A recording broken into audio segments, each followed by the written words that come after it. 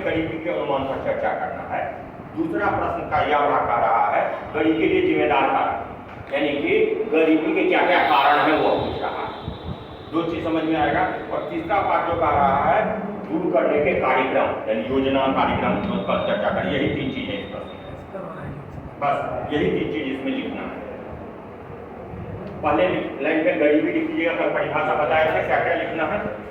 गरीबी की परिभाषा लिख लीजिएगा। गरीबी किसी को कहते हैं, इंट्रोडक्शन वाला पक्ष में 2 लाइन 3 लाइन में गरीबी की परिभाषा, 2 लाइन में गरीबी की परिभाषा, 1 लाइन में जिम्मेदार ये प्रमुख कारक हैं और उसके लिए ये कुछ योजनाएं सरकार चला रही है, यही उसकी भूमिका है।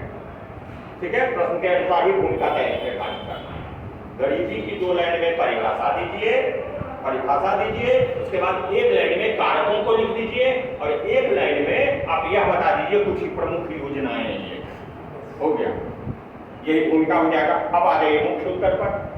मुख्य उत्तर पर आ गए। मुख्य उत्तर में क्या क्या लिखिएगा। मुख्य उत्तर आपको कहा 3 भागों में बांटा गया होगा। अभी हमने कहा 3 भाग है मुख्य उत्तर के। पहला क्या है, अनुमान, गरीबी का अनुमान, पॉवर्टी का एस्टिमेशन इन इंडिया। दूसरा क्या है, कारक यानी कारण, गरीबी के क्या क्या कारक, उसके लिए उत्तरदायी कारक क्या क्या है। जो प्रश्न हम यहाँ पर कारण नहीं बोलेंगे, कारक बोलेंगे। एग्जाम में उत्तरदायी कारक लिखिएगा। कारण और कारक एक ही जैसे चीज है, सिमिलरिटी है, तो आप यहाँ पर लिखिएगा उत्तरदायी कारक। उत्तरदायी कारक, इसको हेडिंग या सब हेडिंग बनाएंगे।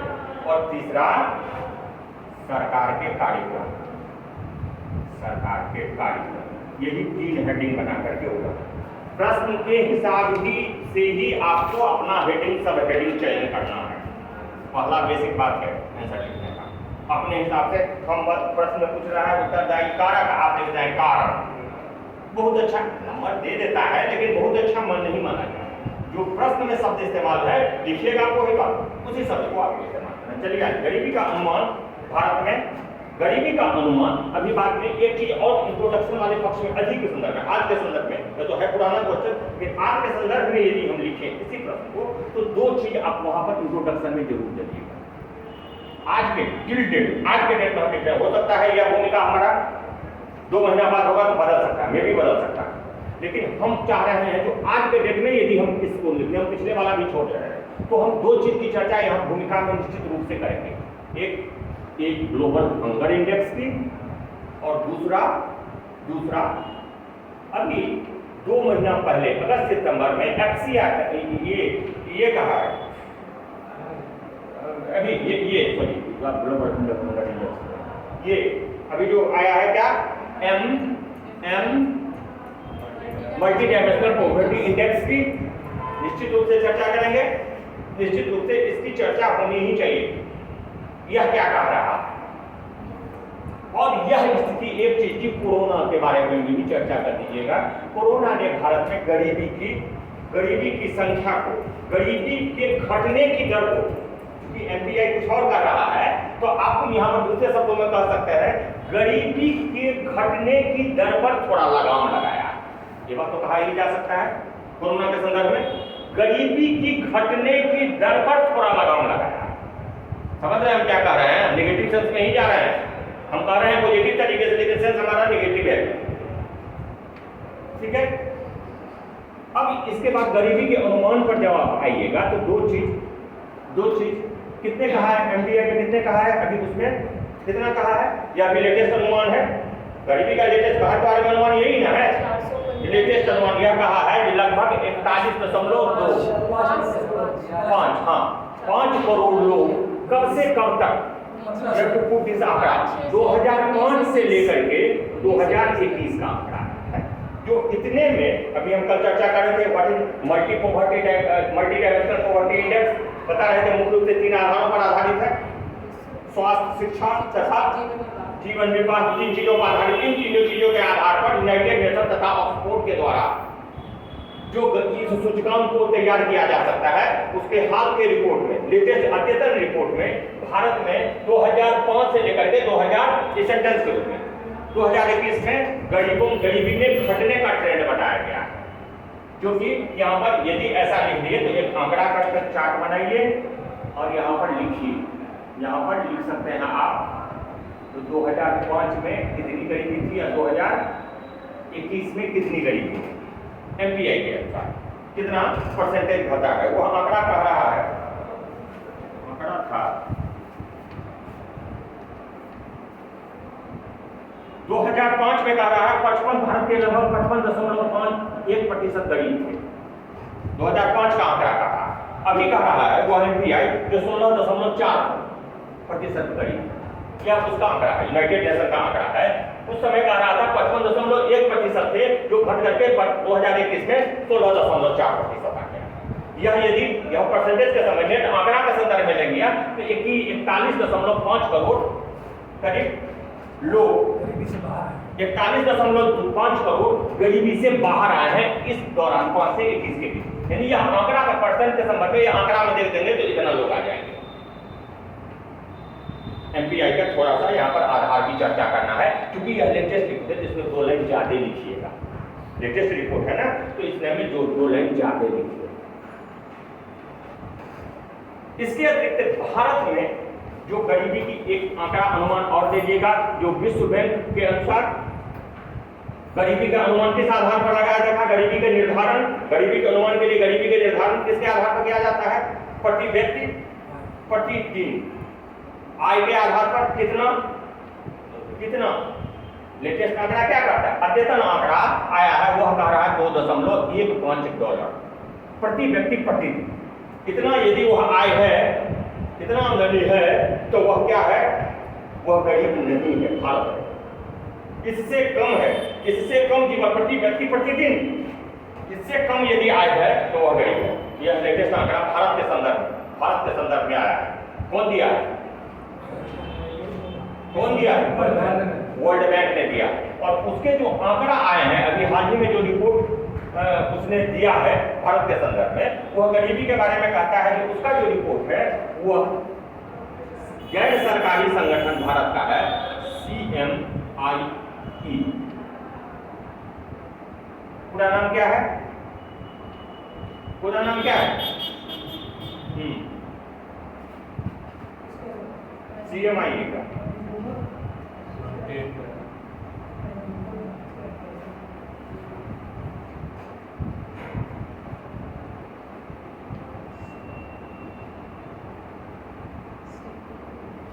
क्या नाम है पूरा, नहीं गैर सरकारी है, मॉनेटरी इंडियन इकोनॉमी, क्या सिफरवाट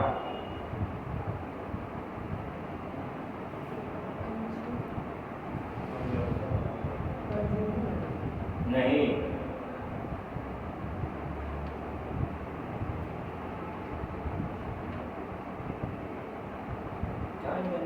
गरीबी तथा पोवर्टी का आंकड़ा, इसके आंकड़ा को ही आपको गवर्नमेंट अब आंकड़ा निकालना बंद कर देगा।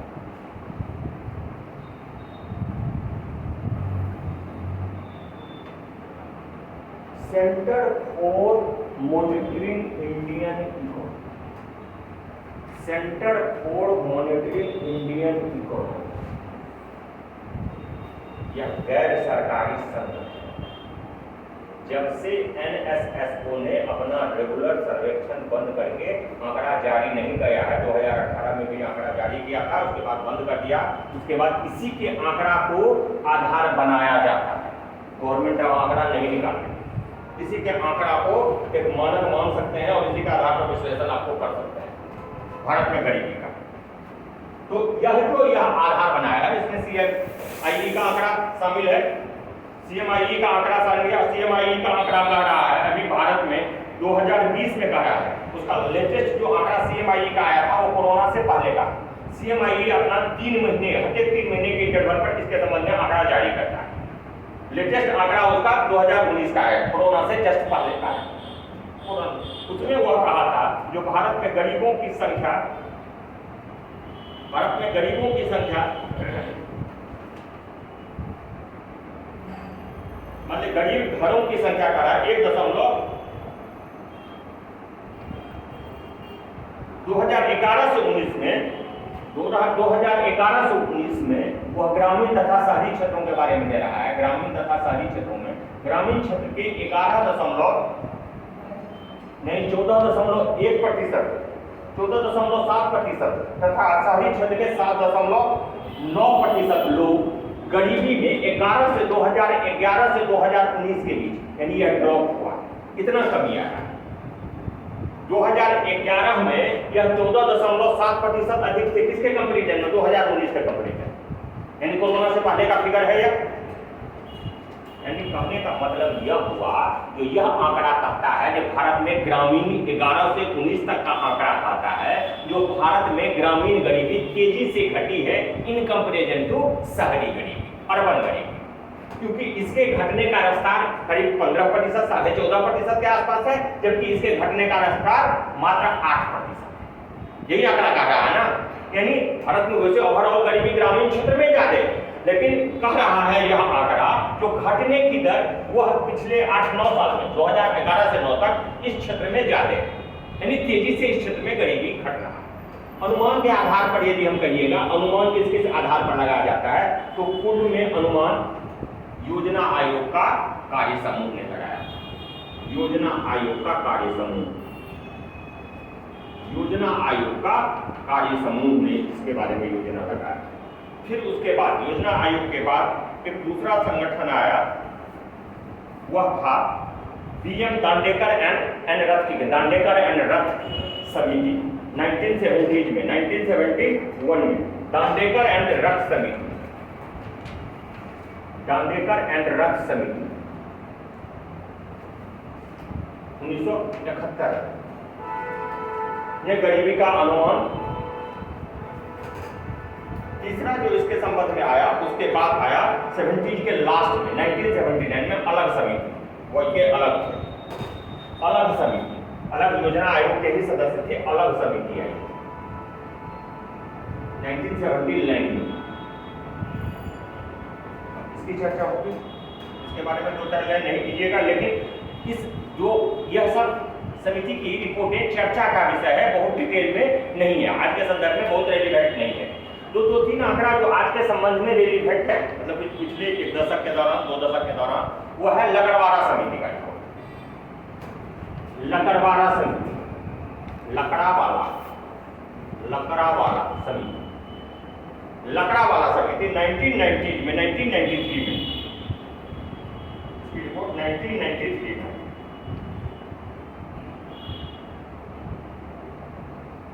लकड़ावाला समिति के बारे में यह बता दें, उसने ने पर व्यक्ति कंजम्पशन, कैलोरी कंजम्पशन को आधार माना था। उसने प्रति व्यक्ति कैलोरी ग्रहण को आधार माना था और उसने कहा था ग्रामीण क्षेत्रों में 2400 तथा शहरी क्षेत्रों में 2100। यही कल निरपेक्ष गरीबी के बारे में बता रहे थे, दैट इज निरपेक्ष गरीबी। कल जो निरपेक्ष गरीबी बताते उन्होंने किसी का रेफरेंस नहीं लिया। उन्होंने कहा यदि ग्रामीण क्षेत्र में 2400 कैलोरी भोजन कोई उपलब्ध है, उतनी आय है, उतना पैसा है जितना उसको उपलब्ध हो रहा है, दैट इज वह गरीब नहीं है। यदि नहीं हो रहा है 2400 कैलोरी उसको नहीं मिल पा रही है, दैट इज वह गरीब है। शहरी क्षेत्रों के लिए उसने और कम कर दिया। क्यों कम कर दिया? बढ़ा देना चाहिए था, कंज्यूमर परचेजिंग पावर तो ज्यादा है।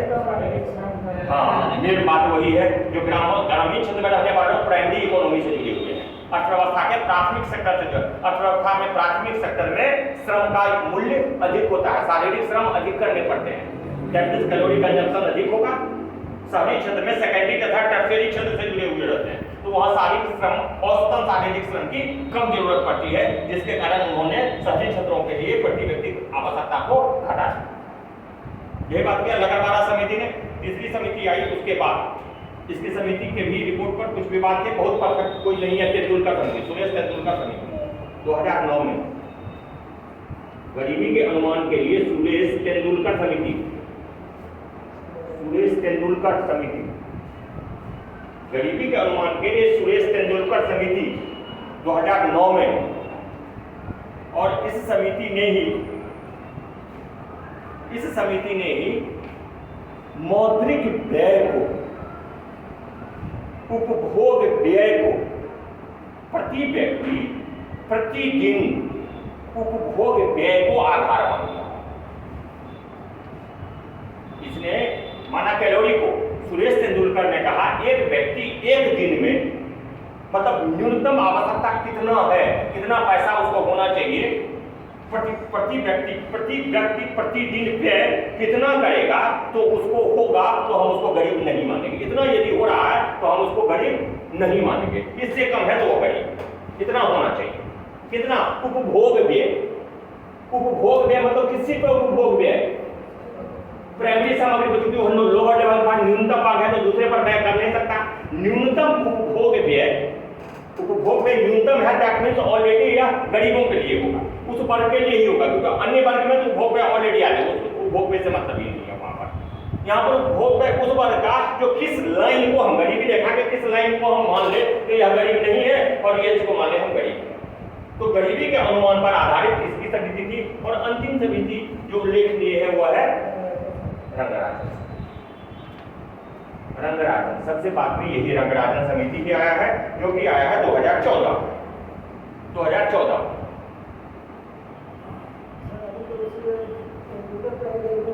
अभी तेंदुलकर समिति, रंगराजन समिति की तेंदुलकर समिति की ही बातों को मानता है। केवल वह समय के साथ क्योंकि 4-5 साल बीत गए थे तो उसने उस अनुमान को थोड़ा सा बढ़ा दिया। जो पैसा प्रतिदिन को उपभोग एक्सपेंडिचर पर बात कर रहा था उसकी सीमा के ऊपर बढ़ा दिया और कुछ नहीं, विशेष नहीं किया। यानी रंगराजन समिति भी वही थी जो तेंदुलकर, आधार दोनों का सेम है, बस इस समिति और इसमें अंदर इतना ही है कि वह अमाउंट जो कह रहे थे इतना पैसा होना चाहिए, वह क्योंकि बाद में ऑब्वियस है क्योंकि वह 2014 में आया तो उसने उस व्यय को थोड़ा सीमा बढ़ा दिया और कुछ नहीं किया। बात वही रखा, तेंदुलकर समिति की ही बात नहीं है।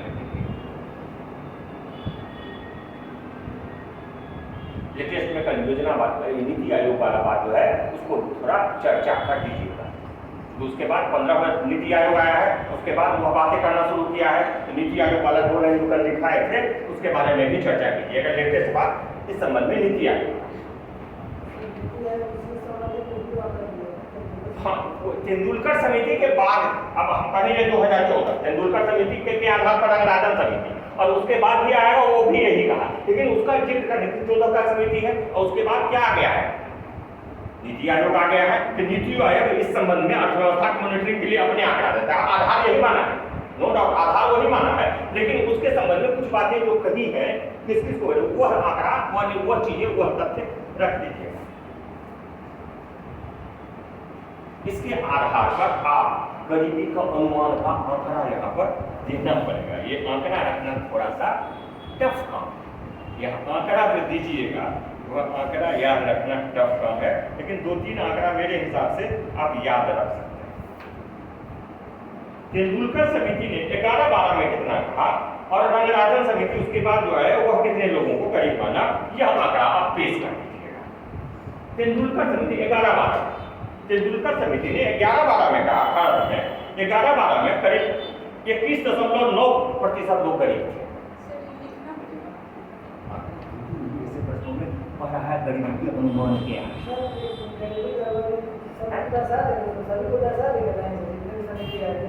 हाँ, नहीं कम से कम दर्शाइएगा ना जी ये समितियां हैं अनुमान के लिए, गरीबों के अनुमान के लिए ये समितियां हैं, लिखिएगा ना। लेकिन 2-3 आंकड़ा तो दीजिएगा, ये 2-3 राष्ट्रीय का आंकड़ा दीजिए। बाद में भी हम बात कर रहे हैं, यह समिति भी इसी पर आधारित थी, केवल अनुमान थोड़ा सा वो स्टैंडर्ड को बढ़ा दिया था। बाद में इवन नीति आयोग तक भी इसी को आधार मानकर चल रही है।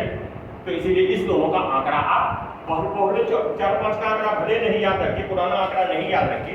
यानी इसने पुराने आंकड़ों को कोई आधार पर भी दिया था कि इतना वहां पर होगा तब गरीबी उतना था, लेकिन लेटेस्ट वाला जो इसने दिया है वो है 2011-12।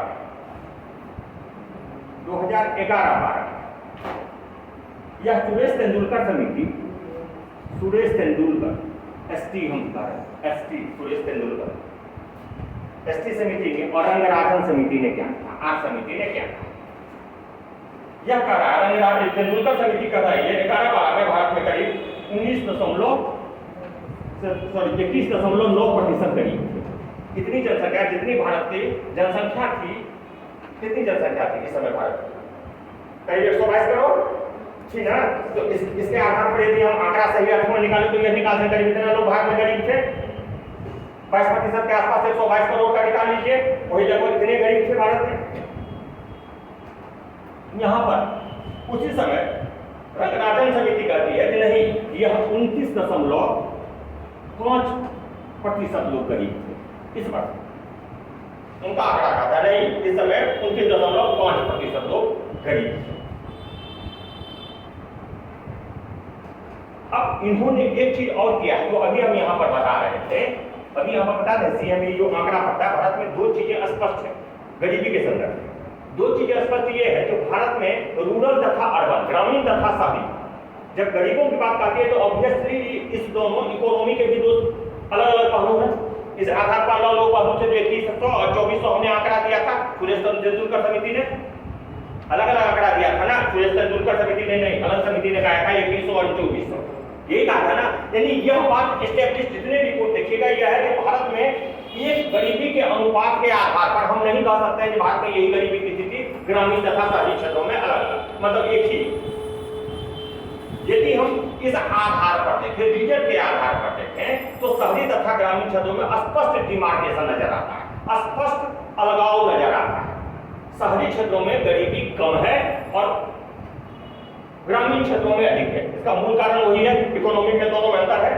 दोनों के एक प्राइमरी इकोनॉमी से जुड़ा है, दूसरा सेकेंडरी टर्सरी से जुड़ा हुआ है। तो इस आधार पर दोनों की गरीबी, यानी यह भी यह रिफ्लेक्ट करता है आगे कहें तो जो लोग प्राइमरी एक्टिविटी से जुड़े हुए हो वह ज्यादा गरीब हैं, कह सकते हैं ना।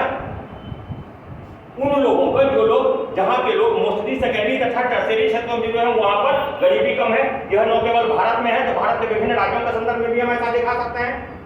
महाराष्ट्र में गरीबी क्यों कम है, इसका कारण यह होगा। गुजरात में गरीबी क्यों कम है, तमिलनाडु में गरीबी क्यों कम है, इसका कारण एक होगा। जो सेकेंडरी टर्सरी लोग में अधिक कम, गोवा में गरीबी क्यों कम है, इसका कारण एक ये होगा।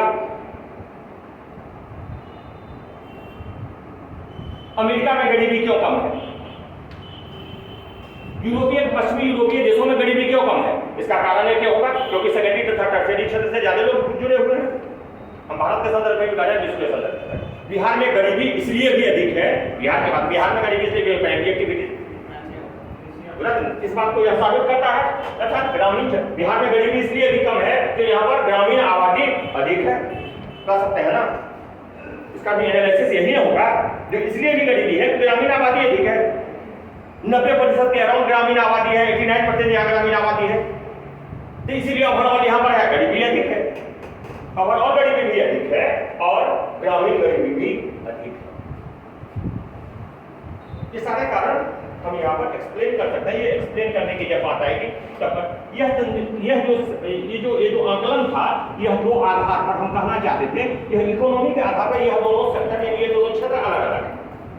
ये प्राइमरी से जुड़ा हुआ है, दूसरा सेकेंडरी टर्सरी में। तो ऐसे में इस दोनों के भी अलग अलग, इस दोनों समिति ने इस दोनों के भी अलग अलग आंकड़े दिए। जो कहाँ कितना है मोरलेस तो यह चाहते थे शहरी क्षेत्र में कम है, ग्रामीण क्षेत्र में जाते हैं, लेकिन कितने कितने हैं उसने कहा। जो यहाँ पर करीब 21.9 में 25.7% यहाँ पर गरीबी का अनुपात है।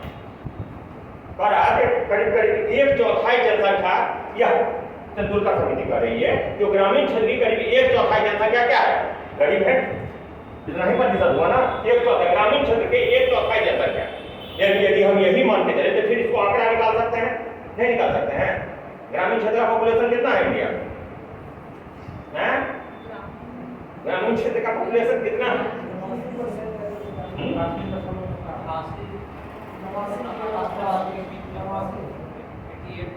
88 करोड़।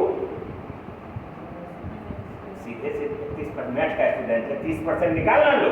120 का 30% भारतीय 36, उसमें से 120 में से 36 को घटा दो, कितना हो जाएगा बताओ? घटा के घटाओ ना, 84 आएगा। वही 85-88% सही कर रहा है, उसी के आसपास आंकड़ा हमने सही नहीं गया है, एग्जैक्ट हम तो नहीं गए हैं। तो यदि रियल सेंस में देखें तो इतना करीब 85 करोड़ गरीब हैं भारत के। 85 करोड़ गरीब गांव में रहते हैं। गांव में रहने वाले कुल लोगों में से 85 करोड़ लोग ऐसा है, कुल लोगों में इसका 85 का 25%, 85 कुल लोग इतना है जिसका 25%, 17 बचे 85, 16 पंचे 80, ये होगा 18 पंचे 90। यानी करीब हमको लगता है जो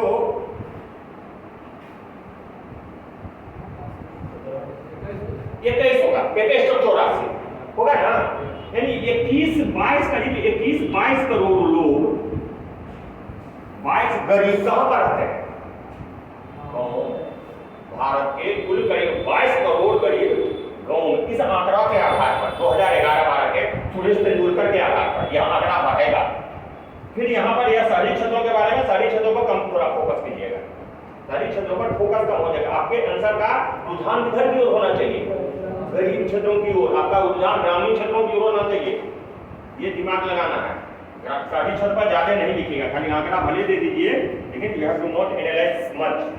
समझ रहे हैं? वह कह रहा है 13.7 मार्क, बहुत कम, वैसे भी कम है आंकड़ा। कुल मिलाकर के 21.9। अब यही चीज हम यदि इसके संदर्भ में देखें, रंगराजन समिति के संदर्भ में देखें, तो रंगराजन समिति कहती है यह जो 29.5% है उसमें करीब 31%, 30.9, यानी अराउंड 31% ग्रामीण क्षेत्र में करीब, 31% ग्रामीण क्षेत्र में करीब। कौन? रंगराजन समिति कहती है। यानी मोटा मोटी यहाँ पर अब इसका निकाल लीजिए तो 85 का 30% कितना होगा? 22.5 है, 22.5 8 24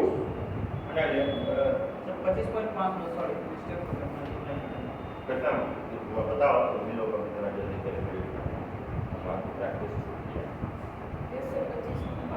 25.5 यानी 25.5 मोटा मोटी 26 करोड़, 31% है, 30% निकाले हैं, 26-27 करोड़ के आसपास आबादी यहाँ पर गरीब होगी। रफली यही बताना है कि आप लोग आंकड़ा देने में कैसे हिचकते हैं। जब तो निकल नहीं रहा, छोड़। अरे इसमें पता है यहाँ पर रफली 31% पता है ना, 30.31%, 31% यहाँ पर लिख दीजिएगा ना तो अनर्थ नहीं होगा। करीब 31% लिखिएगा कि यहाँ अनर्थ है, नहीं अनर्थ है। उसी का निकाल करके यदि 27-28 करोड़ लिख दे तो वह भी अनर्थ नहीं है। कई बार 27-28 करोड़ अनर्थ है, आप लोग लिखने से ही मतलब गलत होगा। यही मेन साइकोलॉजी आप लोगों का खराब है और इसके कारण नंबर नहीं दिया। इस पेपर में बिना आंकड़ा का नंबर कतई नहीं देगा, भूल जाइएगा। कितना अच्छा भी विश्लेषण आप करके लाइएगा, बिना आंकड़ा का नंबर कतई नहीं देगा। आंकड़ा आपको डालना ही पड़ेगा इस सेक्शन में। आंकड़ा याद रखें, कितना आंकड़ा रखिएगा, बहुत आंकड़ा। तो इसके लिए करना क्या है, जो कुछ इंपॉर्टेंट, इसमें बहुत लंबा चौड़ा उतना आंकड़ा हमको नहीं याद रखना, उतना आंकड़ा हम याद ही नहीं रख पाएंगे, तो हम कहा देंगे वही आंकड़ा पेश करेंगे जो आंकड़ा हम याद रख सकते हैं और ज्यादा रेलिवेंट, क्योंकि यह लेटेस्ट आंकड़ा है इस संबंध में, उसके बाद का आंकड़ा नहीं है। तो इसीलिए इसी को हम उसी के आधार पर विश्लेषण करते हैं। 2 लाइन में ज्यादा नहीं, 2 लाइन। बाकी इसने कहा जो अर्बन एरिया में कहा 26.4। अब ये चीज जो हम ग्रामीण क्षेत्र सारी क्षेत्र बोलेंगे it need not to be necessary, because हम कह रहे हैं जो रूरल एरिया पर हमारा फोकस ज्यादा होना चाहिए।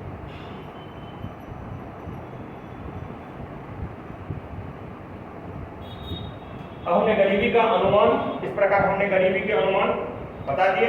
अभी वर्तमान में गैर सरकारी आंकड़ा कहता है जो भारत के करीब करीब वर्ल्ड बैंक ने भी कहा है, वो जो वर्ल्ड बैंक का भी आंकड़ा रहा है, वह बैंक मानता है करीब 11% लोग भारत, 11%। वर्ल्ड बैंक जो यह रिपोर्ट तैयार है उसमें कहा है कि लगभग 11% लोग गरीब, वह कहा इस आधार पर, ठीक है।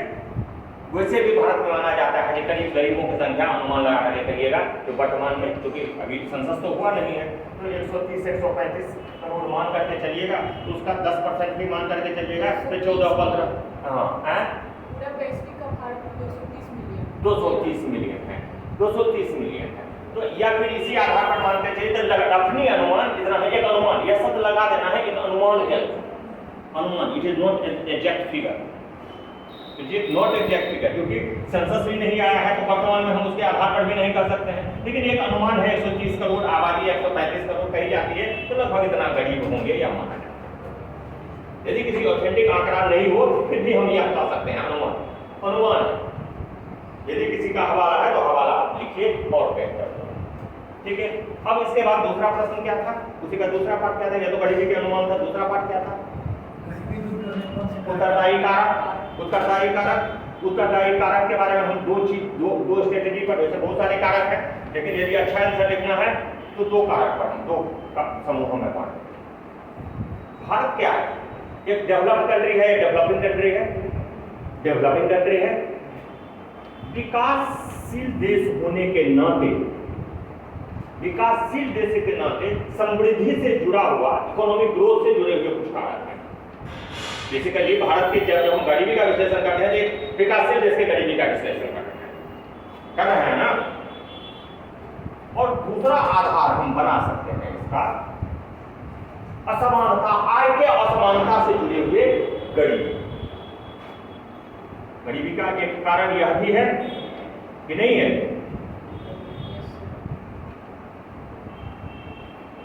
अमीरी तथा गरीबों के बीच आय में बहुत अंतर उत्तरदायी है, ये कारक है। देखिए गरीब गरीब ही बना रहता है और अमीर हर हमेशा अमीर बना रहता है।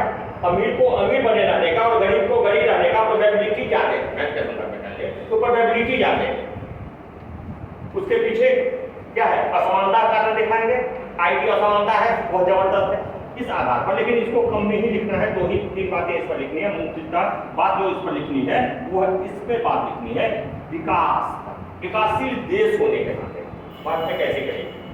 बहुत ज्यादा का राष्ट्रीय आय से ही निकालेगा, प्रति व्यक्ति आय एक फैक्टर है, प्रति व्यक्ति आय एक फैक्टर है, दूसरा जनसंख्या एक फैक्टर है, तेजी से बढ़ रही जनसंख्या एक फैक्टर है, तीसरा इन्फ्लेशन एक फैक्टर है।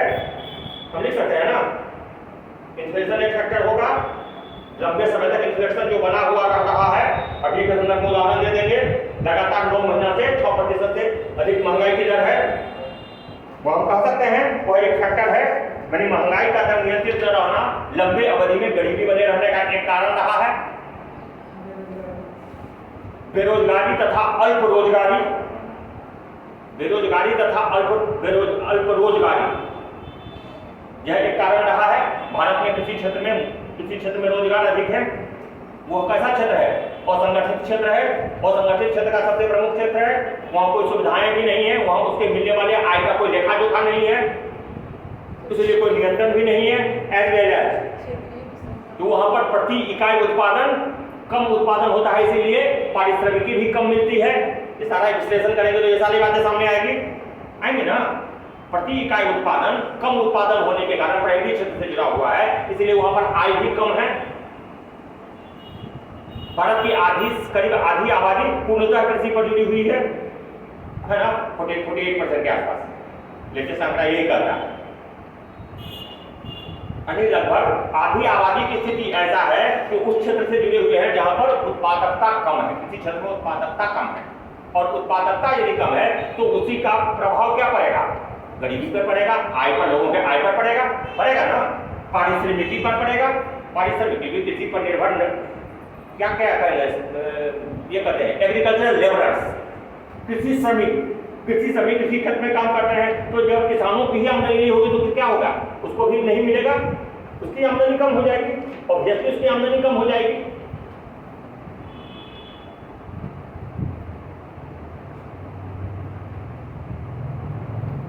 अब क्या कारण होंगे,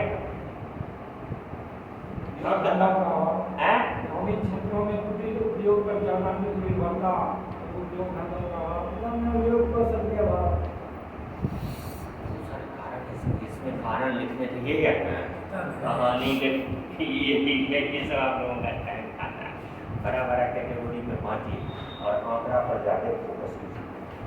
दो चीजें एकदम करना, उसी पॉइंट को प्राथमिकता से लिखिए जिसको आंकड़ा आपके पास है। महत्वपूर्ण, इसीलिए कहते हैं महत्वपूर्ण चीजों का आंकड़ा याद रखिए, ये सब महत्वपूर्ण चीजें। कुटीर उद्योग यही एक कारण है जो हमने श्रम को सेकेंडरी सेक्टर की ओर शिफ्ट नहीं किया। जब ये कारण है ना, हमने अभी कहा जो कृषि क्षेत्र में क्या है अधिकतर श्रमिक लगे हुए, तो इसका मतलब अभी तक हमने जो किया है, गरीबी का एक यह कारण क्या है जो हमने उस श्रमिक को शिफ्ट नहीं किया है सेकेंडरी तथा टर्शियरी क्षेत्र की ओर। यदि वहां पर शिफ्ट कर दिए तो गरीबी निवारण जल्दी होती, और उसके लिए जरूरी क्या था, उद्योग धंधों का विकास करना है ना। ग्रामीण तथा कुटीर उद्योग सबसे आसान था ग्रामीण क्षेत्रों में ग्रामीण तथा कुटीर उद्योग का विकास किया जाए। स्वतंत्रता से पहले अंग्रेजी राज में जो प्राचीन या मध्यकालीन उद्योग थे वो ध्वस्त हो चुके थे। वर्तमान में सरकार ने तो स्वतंत्रोत्तर प्रयास तो किया है, लेकिन उस हद तक प्रयास नहीं होगा जितना होना चाहिए। परिणाम क्या है? लंबे समय तक गरीबी बढ़ी। इतना ही नहीं, वर्तमान में सरकार एमएसएमई सेक्टर को भी इससे लिंक कर देना, इसी का अग्रगामी है एमएसएमई सेक्टर। गरीबी का एक कारण यह भी है जो एमएसएमई सेक्टर को वो सुविधाएं नहीं दी गई है जो सुविधाएं मिलनी चाहिए थी। This is also an aspect होगा ना। एमएसएमई का मतलब फिर हम पॉपुलेशन को सेकेंडरी टर्सरी सेक्टर की ओर शिफ्ट कर रहे हैं। सर ये तो निवारण में आ जाएगा क्योंकि एमएसएमई के बहुत सारे लोग हैं इंडिया के भी बहुत ज्यादा लगे। ठीक है, दो चीज यहाँ पर समझो। प्रश्न जितना है पूछ लो, ये समझ में आनी चाहिए। कारण और निवारण, कारक या कारण एंड निवारण, यह जो निवारण का जो निवारण इसलिए कर रहे हैं कि यह कारण है ना, तो इसी का जो नकारा पॉजिटिव पक्ष होगा वह क्या होगा? निवारण। यही ना है, जब नहीं आता रहे कुछ तब यही सब प्रवृत्ति लेकिन अच्छा प्रभावी नहीं माना जाए। शब्द के कहने का हम बार बार कह रहे हैं, प्रत्येक टॉपिक का अपना टेक्निकल वर्ड है, उस टेक्निकल वर्ड को ढूंढो और उस टॉपिक में लिखो। तो जो चीजें हम यहाँ लिखेंगे वो अलग लैंग्वेज में हो, वही चीज कह सकते हैं, अल्टीमेटली बात वही पर जाएगा, लेकिन अलग तरह से हम लिखेंगे, है ना। इसी में भी ज्यादा लिखा जा सकता है, जैसे माध्यम उत्पादन का व्यवसायिक फसलों का उत्पादन कर दिया जाता है। नहीं, बहुत ज्यादा एक तो पॉइंट पर नहीं है, किसी वाला पॉइंट हमने कह दिया, अब बहुत ज्यादा एम्फेसिस नहीं देना है उस पर पॉइंट। एक पॉइंट पर लटक जाइएगा क्योंकि बहुत सारी चीजें लिखना है। एक पॉइंट पर यहीं पर एक पॉइंट लटक जाते, ज्योग्राफी वाला क्वेश्चन तो लटक जाते, हिमालय पर लेकर जाते तो 3 पन्ना भाग जाते। ज्योग्राफी वाला स्टूडेंट यदि ऐसा करता है तो एकदम टाइम वेस्ट करता है। उस ज्योग्राफी वाले स्टूडेंट को भी उसमें नंबर नहीं आएगा, तो एक ही पर कहानी बनाते रहते हैं। लो दूसरा तीसरा पक्ष तो छूट गया, तो नंबर तो उसी पर आधारित न देगा, उतना ही नंबर देगा। तो ये बैलेंस चाहिए, किसी पर लिखते हैं तो सारा चीज किसी पर पूरा 2 पेज हम नहीं कर देंगे, बहुत सारे कारण।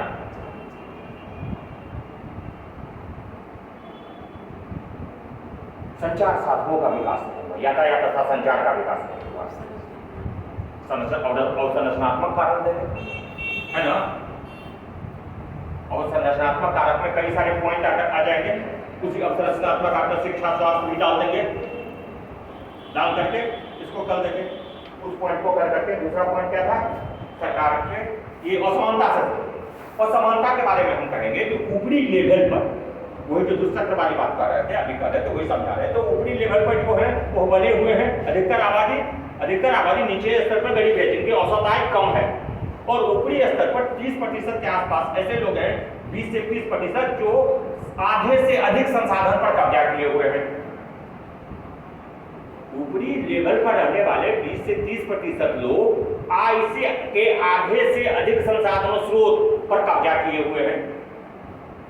इसका मतलब है जो 70% लोगों के लिए, 70% करीब लोगों के लिए आय का आधा से कम स्रोत जिम्मेदार है, मतलब निर्भरता है। यह क्या इनइक्वालिटी को बता रहा है? तो इनइक्वालिटी से आय के यहीं पर हम कर रहे हैं गिनी सूचकांक के बारे में, कर्व के बारे में, जो कैलोरी का बारे में बताइए, यह भी उसी बात को रख रहा है, इसी चीज को वह भी रख रहा है भारत के संदर्भ में, यही चीज उसको भी यह चीज प्रूफ कर रहा है। असमानता की बात में फिर हम वही रख देंगे, तो इस आधार पर कहा जा सकता है कि उपरोक्त कारण भारत के उपरोक्त कारक जो भारत के गरीबी के लिए उत्तरदायी कारक माने जा सकते हैं। हम कार्यक्रम में समझ लीजिए क्या क्या बहुत सारे कार्यक्रम है जो आप जिसको हाँ वही दिखाना, वही तो कह रहे हैं Guinness coefficient and Laurent curve दोनों। यहाँ किस वाले पॉइंट पर जब आइएगा तब ऐसा नहीं जो पहले डाल दीजिएगा, लोग कहिए हो कहाँ पर कौन चीज प्लेस करना है, दिस इज एग्जैक्ट पॉइंट पर मारेंगे जो हंट करेगा एग्जामिनर। अब वहां पर हम डाल दें देने के लिए बेतरतीब तरीका से यही चीज हम ऊपर में डाल दिए, उतना हमारा प्रभावी नहीं नीड टू बी डिफाइंड। यह चीज इसको भी साबित करता है, एक ले लीजिए। इस प्रकार यह दिखाता है कि गरीबी का ये कारण यहाँ भी गरीबी के लिए ये भी कारक उतरता है, यह भी इसी चीज को इशारा कर रहा है, या यह भी इसी चीज को, जो उपरोक्त बात हम कर रहे हैं वो इसी चीज को इशारा करता है। या समानता भारत में जाते हैं, उत्पादन के अधिकतर स्रोत पर सीमित लोगों का अधिकार है, कह सकते हैं ना, उत्पादन के अधिक क्षेत्र पर सीमित लोगों का अधिकार है, बल्कि अधिकतर लोगों के लिए कम संसाधन मिल रहे हैं, उपलब्ध है। परिणाम क्या है? अधिकतर लोग गरीब, यही ना कहे, अधिकतर लोग गरीब। चलिए ठीक है, इस टॉपिक को खत्म।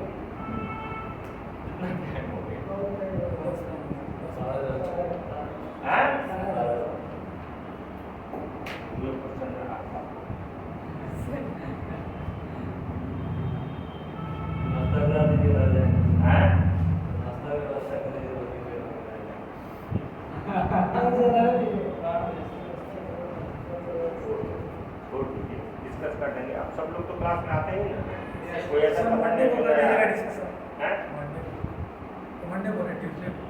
हाँ, किसी दिन जिस दिन भी आप होगा ना, किसी दिन तो आते हैं, सभी लोग तो वही हैं जो क्लास में, तो सभी लोग आते हैं, टॉपिक भी वही सब, सारा पढ़ना वही सब टॉपिक जान के रखा गया है जो प्रश्न आने वाले हैं, जिस प्रश्न आता है। तो क्वेश्चन का स्तर बिल्कुल अच्छा है, जिस तरह के क्वेश्चन रहेंगे, जिस टॉपिक पर आपको लिखना है वो आएगा, साइन कतई नहीं। और इन्हीं सब आंकड़ों को आप ध्यान में रखिएगा, आपका ऐसा लिखा दीजिएगा, पूरा गरीबी गरीबी में भी तो यही सब लिखेंगे। हाँ, डाटा लिखाएंगे, वही जब लिखाएंगे ना डाटा। हम इकोनॉमिक्स वाले सेक्शन में ये सोच रहे हैं ज्यादातर लिखाइए, क्योंकि डाटा बोलेंगे, डाटा हम समझा देंगे, आप समझिए। इकोनॉमी वाले सेक्शन में लिखाना चाहते हैं, साइंस वाले में समझा के समझा नहीं, समझाएंगे लेकिन कम, लिखाएंगे ज़्यादा, क्योंकि आप लोग का डाटा याद है, इसमें डाटा हम बार बार करने डाटा का चला, डाटा नहीं याद रहेगा, आंसर में अच्छा नंबर अच्छा नहीं देगा। वो आप छटपटा के रहो करके चला करके देख लीजिए, आप 10 बार दे दीजिए और डाटा नहीं डाले हैं, नंबर देता है, हमसे पूछिएगा, नहीं देता है नंबर। रेलिवेंट डाटा देना अत्यावश्यक है, डाटा देने से हिचकना नहीं है। क्या गरीबी बेरोजगारी सब गरीबी होगा, बेरोजगारी होगा।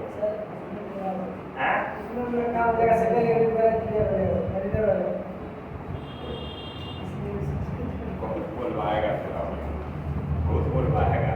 तो ये सब टॉपिक के नोट्स, मतलब प्रिंटेड नोट्स लिखाएंगे, रिटेन नोट्स, डाटा 4 साल पहले वाले लग के क्या